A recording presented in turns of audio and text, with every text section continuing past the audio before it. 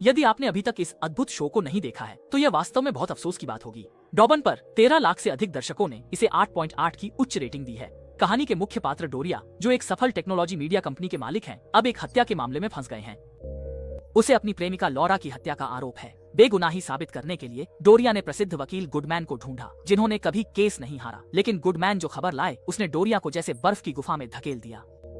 अभियोजक ने एक गुप्त गवाह को ढूंढ लिया है, जो उसके लिए बहुत हानिकारक हो सकता है। गुडमैन ने उसे चेतावनी दी कि अब उसके पास मामले का विवरण देने के लिए केवल 3 घंटे हैं। असल में डोरिया और लॉरा की मुलाकात का पता किसी को चल गया था, जिसने उन्हें ब्लैकमेल कर 1 लाख यूरो की मांग की और उनसे कहा कि वे पैसे 300 किलोमीटर दूर एक होटल में पहुंचाएं। जब डोरिया और लॉरा होटल पहुंचे तो एक संदेश मिला, जिससे डोरिया को लगा कि धोखा हुआ है। वह लॉरा को लेकर निकलने की तैयारी कर रहा था, तभी किसी ने पीछे से बेहोश कर दिया। होश आने पर उसने देखा कि लॉरा मर चुकी है और पुलिस बाहर थी। डोरिया कुछ नहीं कह पाया और पुलिस ने उसे गिरफ्तार कर लिया। लेकिन गुडमैन को उसकी बातों पर यकीन नहीं हुआ, क्योंकि कोई सबूत नहीं था कि वहाँ कोई तीसरा व्यक्ति था। डोरिया ने कहा कि उसे हत्यारे ने फंसाया है, लेकिन वह कारण नहीं बता पाया। गुडमैन को लगा कि डोरिया कुछ छुपा रहा है, इसलिए उसने उस पर दबाव डाला कि वह और जानकारी दे। दबाव में आकर डोलोरिया ने 3 महीने पहले की मुलाकात का सच बताया। वह और लॉरा साथ मिले थे और उन्होंने अपनी पत्नी से झूठ कहा था कि वह पेरिस गए थे। घर लौटते समय शायद पत्नी और बच्चों के प्रति अपराधबोध के कारण डोलोरिया इस प्रेम संबंध को खत्म करना चाहते थे, लेकिन तभी अचानक दुर्घटना हो गई। घबराए दोनों लोग फौरन कार से बाहर निकले और स्थिति देखी, लेकिन पाया कि कार का मालिक पहले ही मर चुका था।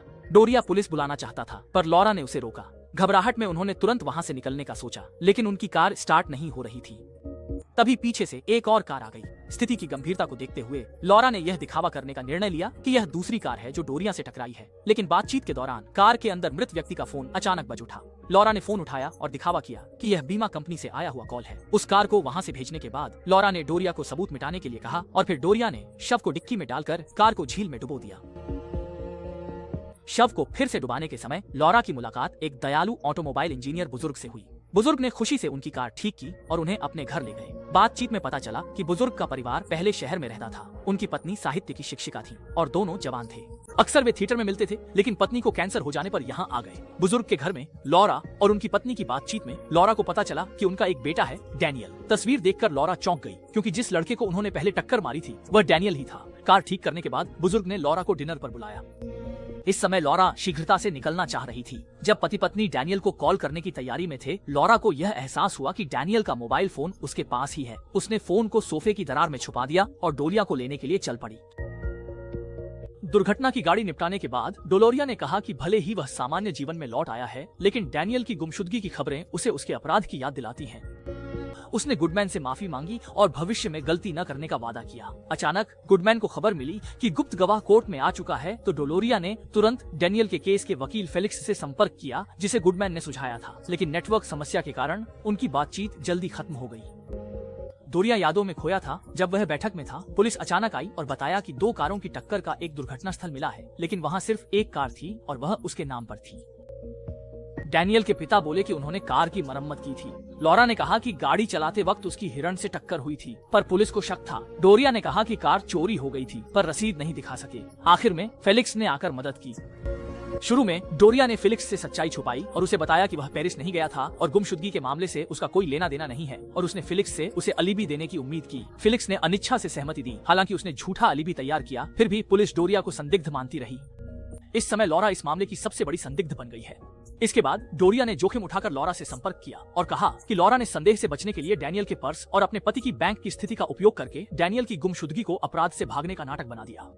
डोरिया असंतुष्ट था, लेकिन मजबूरी में धमकी का सामना कर रहा था। इसके बाद उसका करियर तेजी से बढ़ा। एक समारोह में एक पत्रकार ने डोरिया से मिलने की इच्छा जताई और कहा कि वह उसे जानता है, जबकि वह पत्रकार वास्तव में थॉमस था, जो भेष बदल कर आया था। थॉमस को शक था कि लॉरा का कोई साथी है और यह मानते हैं कि डोरिया शायद वह साथी हो सकता है, क्योंकि लॉरा के घर आने से पहले उसके बेटे ने फोन किया था और फोन शायद लॉरा ने सोफे में रखा हो। साथ ही लॉरा के कार चलाने से पहले सीट समायोजित करने की आदत से यह निष्कर्ष निकला कि वह चालक नहीं थी।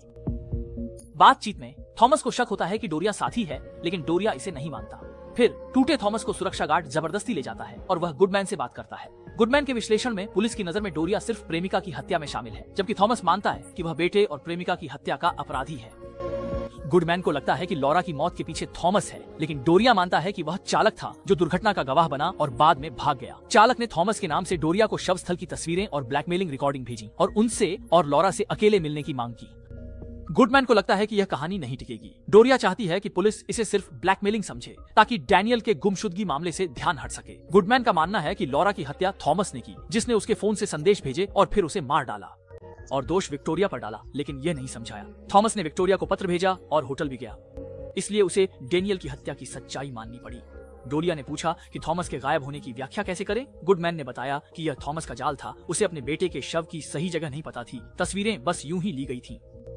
पत्र भेजने का मकसद था कि डोरिया को लगे कोई गवाह है ताकि उससे पैसे वसूले जा सकें और होटल जाने के लिए उकसाया जा सके। थॉमस गायब हो सका क्योंकि उसकी पत्नी होटल में काम करती थी। वह पहले से कमरे में छुपा था और बाद में उसकी पत्नी ने उसे बाहर निकलने में मदद की।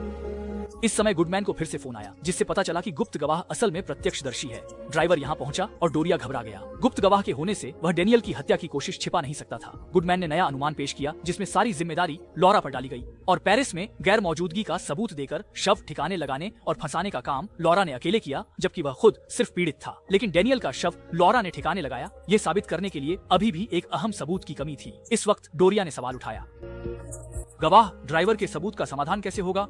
असल में कोई गुप्त गवाह था ही नहीं। ये सब तो गुडमैन ने डोरिया से सच उगलवाने के लिए रचा था। दोनों एक दूसरे से सवाल जवाब कर रहे थे कि गुडमैन को धोखा देने का कारण सच्चाई जानना था, जबकि डोरिया ने इसे गुडमैन की परीक्षा बताया, यह देखने के लिए कि क्या वह हत्यारे के गायब होने की गुत्थी सुलझा सकता है और क्या वह भरोसे के लायक है। डोरिया ने बताया कि उसने शुरू में ही पहचान लिया था कि हत्यारा थॉमस है। उसने गुडमैन पर पूरा भरोसा किया और शव का स्थान बताया। जब डोरिया ने अपनी मानसिक बाधा हटाई तो उसने चौंकाने वाला तथ्य बताया कि उस वक्त डैनियल मरा नहीं था। ये सुनकर गुडमैन की भावनाएं गहराई से प्रभावित हुई। वह डोलिया के रवैये से खफा था। डोलिया की छुपाने की आदत ने गुडमैन को नाराज कर दिया। उसने कहा कि अब कुछ नहीं छुपाना चाहिए। डोलिया ने सफाई देने की कोशिश की, लेकिन गुडमैन ने उसके झूठ को उजागर कर दिया। गुडमैन ने डोलिया से कहा कि उसका स्पष्टीकरण सच हो सकता है, लेकिन मुख्य किरदार बदलना होगा। असल में डेनियल के अपराध मानकर भागने का नाटक करने, उसका बटुआ लेने और पुलिस को सूचना देने से रोकने का मुख्य सूत्रधार डोलिया ही था और इसी ने लॉरा को चिंता में डाल दिया। डोलिया ने सफाई देने की कोशिश की, लेकिन गुडमैन ने खामियों की ओर इशारा किया। अगर मुख्य भूमिका लॉरा की होती तो उसे डेनियल को मारने की जरूरत नहीं होती। दिल से बोझिल लॉरा ने सच बताने और मुआवजा देने का निर्णय लिया। लॉरा ने डेनियल के माता पिता के सामने सच कबूल किया और उनके शहर की ओर रवाना हुई। उसने डोरिया को फोन किया और कहा कि उसे ड्राइवर द्वारा 1 लाख यूरो की फिरौती मांगी जा रही है। लाओला जानती थी कि डोलिया नहीं मानेगा, इसलिए उसने समयबद्ध संदेश सेट किया ताकि वापसी का कोई रास्ता न हो। लाओला को नहीं पता था कि डोलिया उसे मार देगा। फिर डोलिया ने इसे बंद कमरे के रूप में दिखाया और संदेश का उपयोग बाहरी ब्लैकमेल घटना के रूप में किया। भले ही थॉमस दंपत्ति सच्चाई जानते थे, डुओरिया शव का ठिकाना नहीं बताता, इसलिए उसका अपराध साबित नहीं हो सकता। डुओरिया की ताकत बहुत ज्यादा है। वास ने खुद उसे ट्रैक करने और सबूत जुटाने का सोचा और डोलोरिया के घर के सामने रहकर उसकी निगरानी की। थॉमस ने भी फेलिक्स का पीछा किया और गुडमैन से मदद मांगी। इस समय डोलोरिया ने गुडमैन से बहस की कि ये सब उसकी अटकलें हैं और थॉमस दंपति को साबित करने के लिए अखबार की तस्वीरें दिखाई। घटना स्थल पर लॉरा की हत्या कर दी गई। हालांकि गुडमैन ने तुरंत ही तस्वीर में खामी देखी। दर्पण में डेनियल की मां की परछाई नहीं थी। डोरिया को अंततः लॉरा की हत्या को स्वीकार करना पड़ा। इस समय फेलिक्स के फोन संदेश में एक अच्छी खबर आई। उसने घटना के गवाह ड्राइवर को ढूंढ लिया और उसे खरीद लिया। दोनों के फोन अब भी रुक रुक कर चल रहे थे और दूसरी तरफ गुडमैन तेजी से चला गया। इस समय डोरिया की जेब में रखी पेन से स्याही लीक हो गई। उसने गुडमैन के नोट्स देखे और उसे उसकी और थॉमस की बातें याद आईं, जिससे उसके मन में एक अशुभ भावना जागी। अंत में फिल्म में एक बड़ा मोड़ आया। गुडमैन वास्तव में डैनियल की मां के रूप में भेष बदल कर आई थी और पूरे नाटक के चरम क्षण में डैनियल की मां ने अपना मेकअप हटाकर असली चेहरा दिखाया। उसी समय असली गुडमैन ने दरवाजे की घंटी बजाई और डोरिया के लिए कानून की सजा का इंतजार था। द इनविजिबल गेस्ट न केवल एक रोमांचक सस्पेंस फिल्म है, बल्कि यह मानव स्वभाव का गहन विश्लेषण करने वाली एक शिक्षाप्रद कृति भी है। इसमें जटिल मानव स्वभाव, झूठ और धोखे की कीमत और सत्य की शक्ति को एक रोमांचक कहानी में कुशलता से पिरोया गया है।